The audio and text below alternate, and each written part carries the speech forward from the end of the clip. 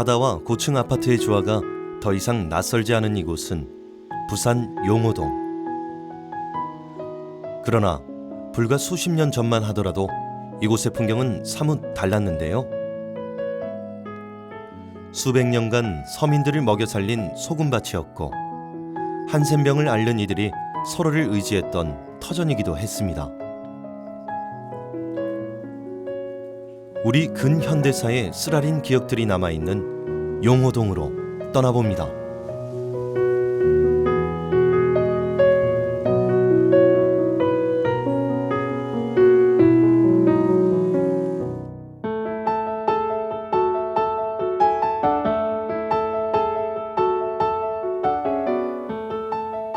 부산 남구는 용과 관련한 지명이 유난히 많은 지역입니다.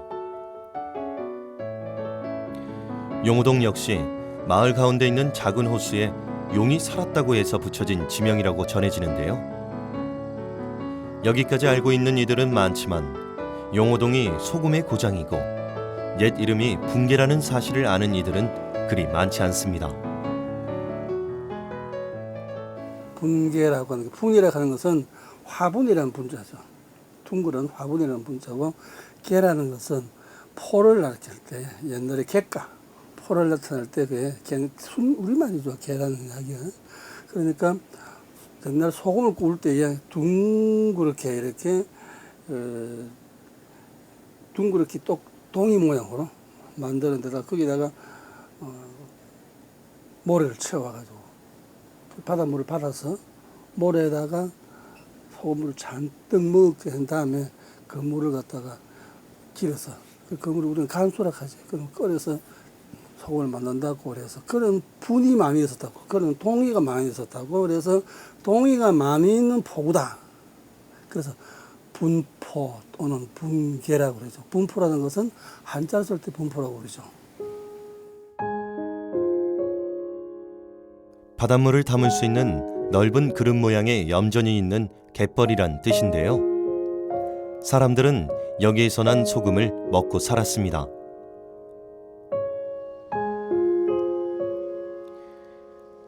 그러나 과거 붕괴 염전이 있던 곳은 이렇게 바뀌었는데요. 용호 1동과 3동에 걸쳐 끝없이 펼쳐졌던 소금밭은 옛 모습을 지우고 지금은 고층 아파트가 그 자리를 대신하고 있습니다.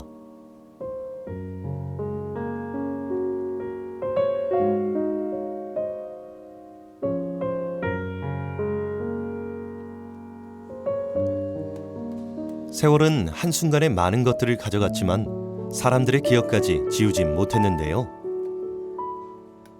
한평생을 용호동에서 살아온 안경순 씨는 지금도 소금을 팔러 다닌 추억이 생생하다고 하십니다. 용호동일 안 하고 그때는 분께를 하대. 분께 소금이 맛있다 샀대. 맛이 있는지 없는지 그건 우린 젊어가 모르겠고. 그 소금을 그때 당시 우리가 100원어치, 150원어치 그리 받아갖고 팔로도 갔어. 이거 돈이 없어갖고 묵고 살 밥이 없어갖고 그 팔아와가지고 걸어서 문해동을 점포동으로 막 저리대에서는 이거 그 장사도 했고 그래가지고 그때 그 흰소금 그거를 많이 꽂더라고. 사람들은 용호동 사람이 거의가 동국제감 때문에 촌에서 각지에서 온 사람이 처음부터 촌에 우리 때 일하고 큰 사람이 되는 게 전부 다 장사를 하는 기라. 우리가 올 때는 완전 덜판이 덜판. 지금은 이제 완전 이게 이런 부두도 만들고 동네가 완전 달라졌지. 지금은 옛날하고는. 이곳 붕괴에서 생산된 소금의 양은 엄청났는데요. 1909년 당시 연간 44만 근이 넘었다고 합니다. 그게 이제 그 동네 부업지에 보면은 31개가 있었다고 그러거든. 그러니까 31개는 세금을 내는 걸 기준으로 해서 31개였지만은 소금을 사가 먹는다는 그런 일은 없었고 전부 다 그 자급자족했기 때문에 등록이 되지 않은 염전까지 하면은 엄청 많았을 거로 추정이 돼요. 그렇죠. 환경적인 요인이 염전하게 딱 맞았다는 이야기지. 이제 그렇지. 아까도 이야기했지만 소란강이라는 게 있었고 또 대연천이 있었기 때문에 그 석포의 이제 그 염전이라든가 용호 염전이 오랫동안 유지될 수 있었던 거죠. 이제 그걸 또 우리가 그 확인을 받는 거는 일제시대 때 1909년에 일본 사람들이 아직까지 자기들이 필요해서 와가 보니까 조건이 너무 좋았다 이거야. 그래서 이제 일본식 염전하고 순수한 조선식 염전 그 두 가지를 절충한 염전 이 세 가지라고 시험을 하기 시작한 거예요. 그렇게 해서 어느 게 좋다는 걸 일본 사람들이 약삭빠르게 빼간 거지 그 기술까지도. 이제 그랬으니까 해방될 때까지 염전을 일본 사람이 했으니까 뭐 거기서 많은 그 기술을 아마 습득해 갔을 거예요. 원래 난구의 염전은 400여 년 전부터 부경대 대형 캠퍼스가 자리 잡고 있는 사분계에서 시작됐다고 합니다. 이곳의 넓은 갯벌은 조수차가 심해 천일염을 하기에 적당했는데요. 이후 세월이 흐르면서 바다의 자연 매립 등으로 인해 염전은 남쪽 해안인 용호동 쪽으로 옮겨집니다. 당시 용호동은 인가가 없고 소금 굽는 가마만이 있던 객가였습니다. 이 분포 염전이 차츰 경영하기가 어렵게 됩니다. 이것이 1960년대입니다. 1960년대 되면 1959년에 4.5 태풍이 불면서 우리 해안통에 있는 염전 시설이 깨끗이 실려가 버립니다. 그런데다가 다시 재기하기가 힘들었죠. 힘든 그 가운데서 하나가 무엇이냐면은 노동력이 굉장히 많이 소요가 되는데 노동력을 쉽게 구할 수 없었던 겁니다. 그러니 어려운 일, 염전밭에서 말하는 하루 종일 일하고도 임금을 얼마 받지 못하고 심지어 또 어떤 때에는 소금을 가지고 임금비를 받아야 되고 하는 그런 시절이기 때문에 여기 사람들이 힘든 소금 일을 하지 않으려고 합니다. 그러니 자동적으로 소금밭의 수입이 작게 나고 그러니 소금밭이 사살 없어지기 시작했죠. 뭐 거기에다가 없어지니까 그걸 매축을 해가지고 거기에 동국제강이 들어오고 나중에 그것이 또 다시 또 시간이 지나면 또 다른 여러 가지 모습으로 바뀌어지죠. 1962년 택지화를 시작으로 동국제강이 이전하고 또다시 그 자리에 아파트 단지가 들어서면서 붕괴 염전터는 흔적도 없이 역사 속으로 사라지고 말았습니다. 하늘을 찌르는 고층 아파트의 위용. 여기에 가려 또 하나 잊고 있던 용호동의 모습도 있는데요. 바로 한센병을 앓고 있는 이들이 살았던 용호 농장입니다.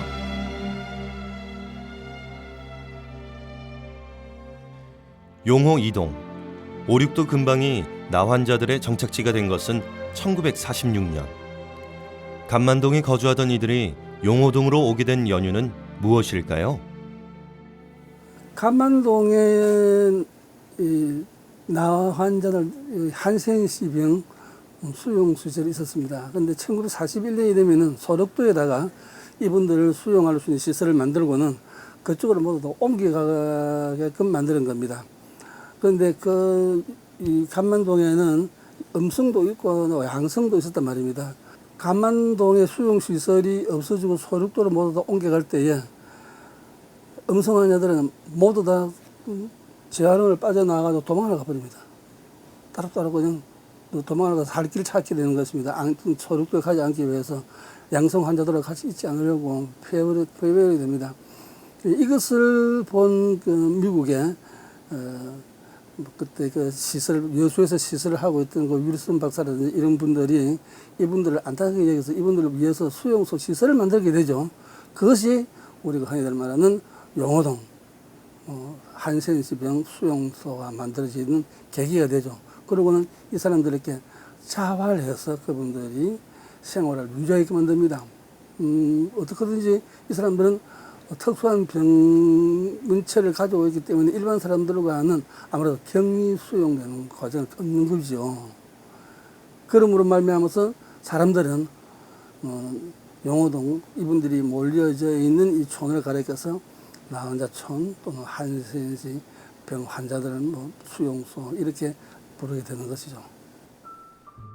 1909년 감만동 한센병원에서 시작해 오늘에 이르기까지 우리 근현대사의 구석진 곳에서 이들은 최소한의 생존 터전을 일구기 위해 온갖 고통을 다 견뎌냈습니다. 우리 어릴 때는 여기가 나한자촌이 쫙 들어서가 있고 저 앞에 보면은 검문소가 있었어. 그래가지고 일반인들도 못 들어오고 나한자들도 그 나오지는 못해서 왜 그러냐면은 용호 본동 사람들이 이제 용호동 그 동네 사람들이 데모를 내가 8살 때니까 막 엄마들이 나와가지고 나한자들 못 나오게 막 데모를 하고 이래가지고 이 나한자들이 못 나오고 어디로 나오냐면은 요 이기대 입구 여기 보면 뒷산이 있어요. 요 산 요 오솔길로 해가지고 저리 쭉 따라 내려가가지고는 이제 그 밑에서는 몰래 살짝 이제 그 당시만 해도 수산대학이 있었거든. 지금 부경대학이라는 데가 거리에서 걸어 나가가지고 해운대에서 나오는 버스를 타고 이제 자기네들 볼일 보러 다니고 그리고 올 때도 살짝 몰래 이리 들어오고 그랬지. 용호동 길로는 못 다닐 그런 시절이었어. 그때는 나병 환자라면 무조건 부산시내 애들이 없어지면 다 나병 환자들이 다 잡아가가지고 술 담아놓고 먹는다는 그런 헛소문들이 있어가지고 우리 용호동 사람들이 뭐 애들이 저녁만 되면 해만 지면은 못 나가는 거지 밖에를. 그런 시절이었어. 양성 환자들은 소록도로 보내치고 전염성이 없는 음성 환자들만 있었지만 마을 주민들과의 마찰은 이루 말할 수 없을 정도였는데요. 고립된 생활을 할 수밖에 없었던 나 환자들은 먹고 살기 위해 닭을 키우고 돼지를 키웠다고 합니다. 돼지가 30만 마리, 닭이 200만 마리가 넘을 만큼 큰 규모였습니다. 용호동 계란이라고 많이 이야기 들어봤을 거예요. 용호동 계란이 여기서 나온 겁니다. 그러니까 그 당시에 닭을 키우는 게 2,000마리 키우니까 계란 자체가 이제 이게 많이 나오니까 전국에 그 계란이 그 유통되는 게 여기서 됐기 때문에 그 당시에 용호동 계란 그렇게 많이 이제 우리가 먹고 살았던 게 그분들의 그 생활 모습이야. 근데 우리가 그 사는 건강한 사람이 계란을 먹어도 병이 걸리나 안 걸립니다. 그분들은 깨끗한 병이기 때문에 상처가 안 받은 이상이나 상처가 받는 사람 상처가 없으면은 전염이 안 되는 그런 병이기 때문에 깨끗해서 부산 시민도 용호동 계란을 많이 드셨을 겁니다. 산으로 가려진 채 바다에 접한 용호동의 끄트머리는 그들이 사회와 격리된 구조로 살기에는 아주 적합한 환경이었습니다.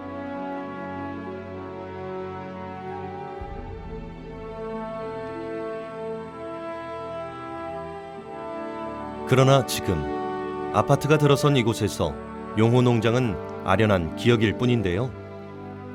아파트 공사를 시작하면서 농장의 사람들은 뿔뿔이 흩어져 갔다고 합니다.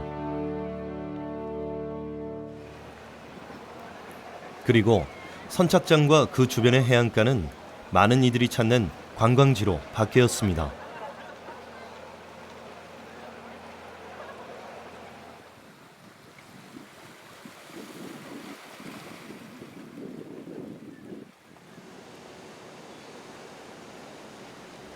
바다와 접한 곳이니만큼 그 옛날 용호동 사람들의 생업은 어업이었습니다. 지금도 섭자리에는 어민들이 잡아온 고기를 파는 곳들이 있는데요.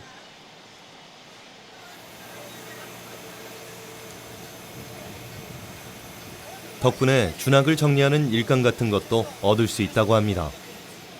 예전만큼은 아니지만 지금도 철마다 다양한 어종들이 잡히고 있습니다.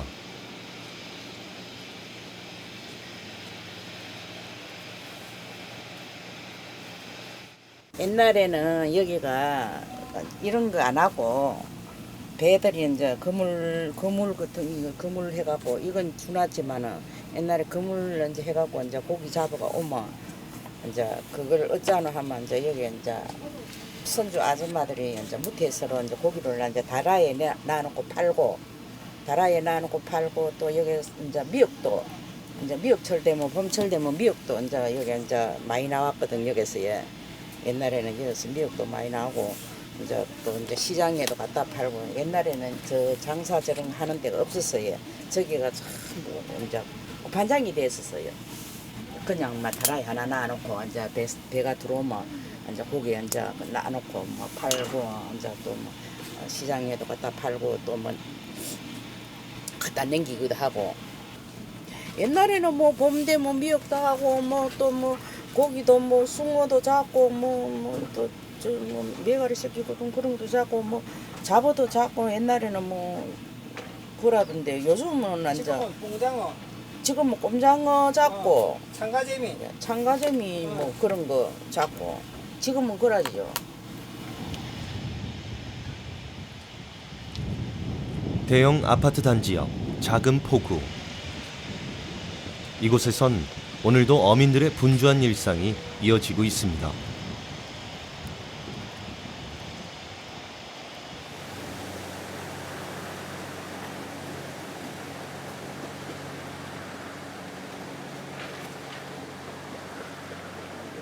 내 태어날 당시에는 아무것도 없었어요. 바다뿐이고 뭐 개발이 하나도 안 됐가네. 개발이 하나도 안 됐는데 지금은 이제 이게 개발됐다고 이래 내가 생각하는 것보다는 옛날 그 모습이 훨씬 더 좋지 않았나 이게 싶어. 그 아버지 때는 고기도 많이 아버지도 어민이었고 근데 아버지 때는 고기도 사실 엄청나게 많았고 근데 엄청나게 많이 잡아오는 가격 그때는 가격이 엄청나게 또 쌌고 지금은 없는 고기, 귀한 고기 가격은 비싸고 그런 추세라.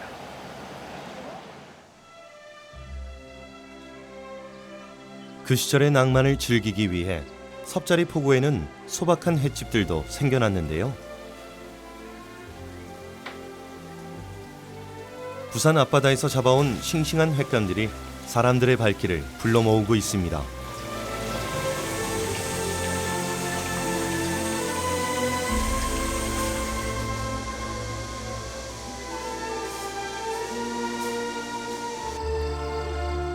최근 갈매길 코스로 주목받고 있는 이기대. 1993년까지는 군사작전 지역이라 민간인의 출입이 통제되었던 곳인데요. 해안을 따라 펼쳐진 절벽과 평탄한 파식대로 이어지는 해안 산책로가 그야말로 절경입니다.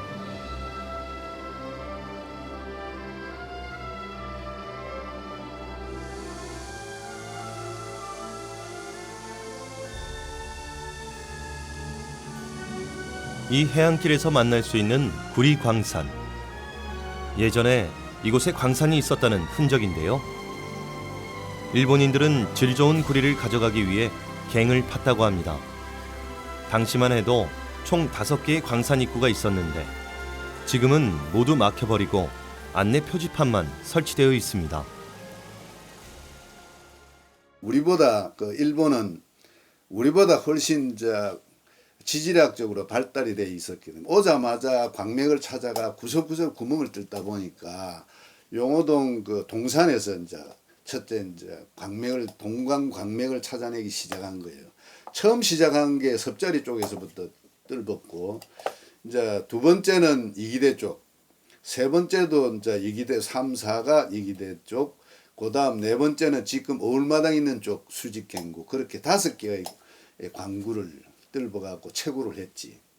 그런데 해방돼서 가고 난 뒤에 대한광협이 거기서 우리나라의 광업체가 인수를 받아가 2개의 광산을 5광산하고 1광산을 다시 한 거예요. 65년도까지인가 66년까지 했는데 그것도 재산이 맞지 않아서 하다가 문을 닫았지.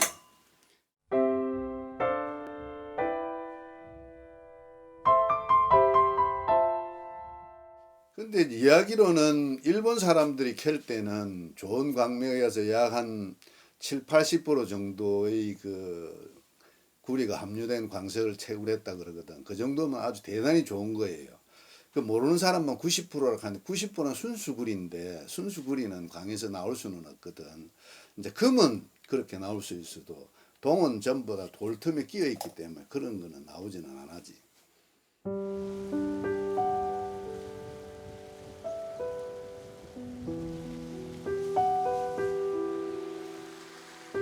옛 광산을 지나 자갈 해안을 따라가다 보면 절벽 아래 동굴 체험을 할 수 있는 곳이 나오는데요. 이곳은 예전에 바닷물에 잠겨 있을 때 절벽을 이룬 암석의 약한 부분이 파도에 깎여 만들어졌다고 합니다. 다른 지역의 해식 동굴과 달리 동굴이 만들어진 뒤 지층이 솟아올라 육상에 노출돼 있어 쉽게 찾아볼 수 있습니다.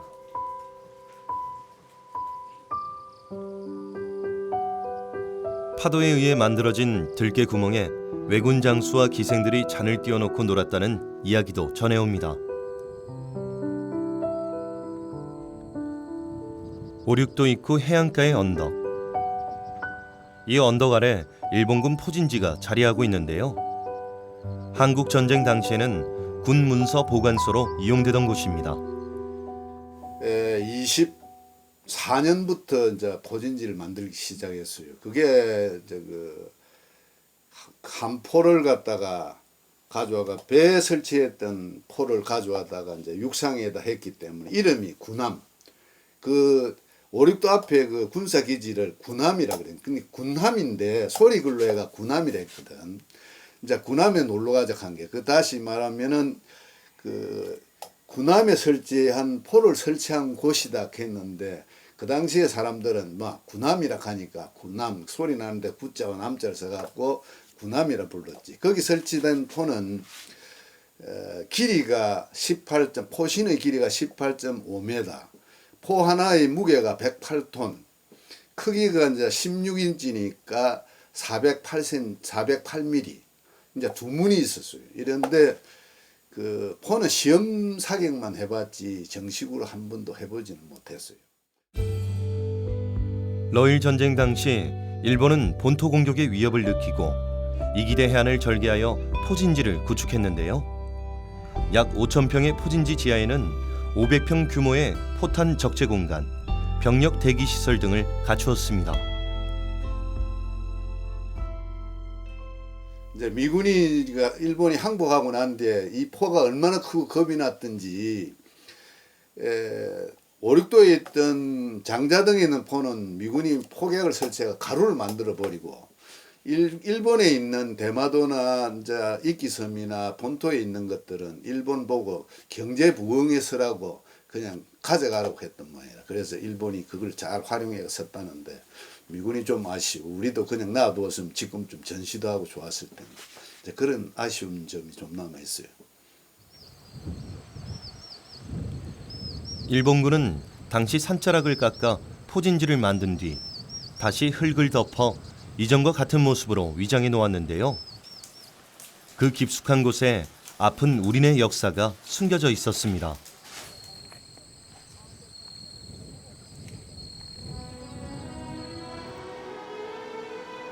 부산 남구 용호동. 그 옛날에 이곳의 이름은 궁계였습니다. 그러던 것이 일제강점기 큰 염전의 호수라는 뜻의 용호동으로 바뀌었는데요. 비록 소금밭은 사라지고 그 자리를 고층 아파트가 대신하고 있지만 이곳에 남아있는 짜디짠 눈물의 역사는 오래도록 기억될 것입니다.